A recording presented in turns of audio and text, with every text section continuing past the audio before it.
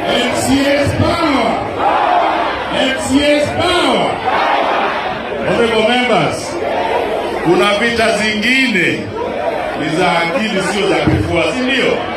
Na waombeni kwa heshima, sawa? Na wapenda sana, lakini naombeni kwa heshima. Hii message itafikia, na tumeshukuru sana kwa na PS, hatujui nani amemtuma, si ndio? Basi mmeongea mkasikizwa, sawa, lakini niwakumbushe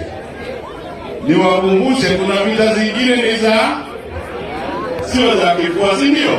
Tukipiga kifua watatuletea GSU, sawa?